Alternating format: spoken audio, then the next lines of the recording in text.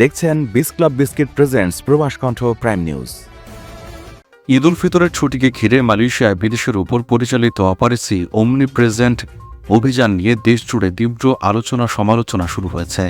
বিশেষ করে উৎসবের সময় এই ধরনের অভিযান পরিচালনা কতটা সংবেদনশীল তা নিয়ে প্রশ্ন তুলেছেন বিভিন্ন মহল। সাবেক আইনমন্ত্রী জায়েদ ইব্রাহিমের মতে উৎসবমুখর পরিবেশে কঠোর আইন প্রয়োগ মানবিক দৃষ্টিকোণ থেকে বিবেচনাহীনতার পরিচায়ক। তিনি বলেন, অনেক বিদেশি কেবল বন্ধু বা পরিচিতদের সঙ্গে ঈদ উল ফিতর উদযাপন করতে চান। এ সময় তাদের উপর অভিযান চালানো অমানবিক মনে হতে পারে।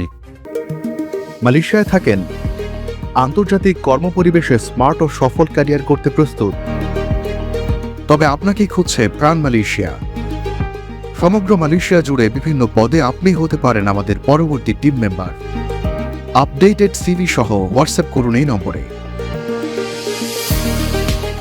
অপারেশন ওমনিপ্রেজেন্ট নামে পরিচালিত অভিযানে বাস টার্মিনাল, শপিং মল এবং অন্যান্য জনবহুল এলাকায় ব্যাপক তল্লাশি চালানো হয়।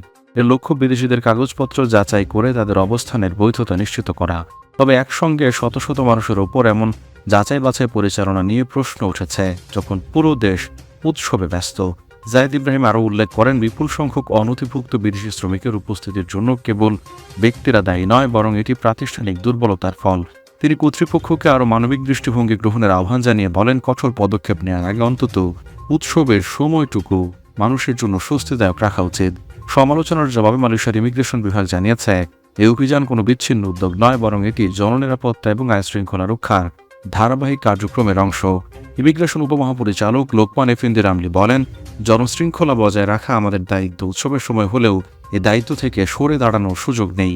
এই ইস্যুতে সামাজিক যোগাযোগ মাধ্যমেও তীব্র প্রতিক্রিয়া দেখা গেছে। একদিকে অনেকেই মনে করছেন দেশের নিরাপত্তা ও আইনশৃঙ্খলা বজায় রাখতে এমন অভিযান প্রয়োজন, অন্যদিকে অনেকে এটিকে উৎসবের সময় মানবিক সংবেদনশীলতার অভাব হিসেবে দেখছেন। সব মিলিয়ে প্রশ্নটি এখন রয়ে গেছে, আইনের কঠোর প্রয়োগ এবং মানবিক মূল্যবোধের মধ্যে ভারসাম্য কোথায় টানা উচিত।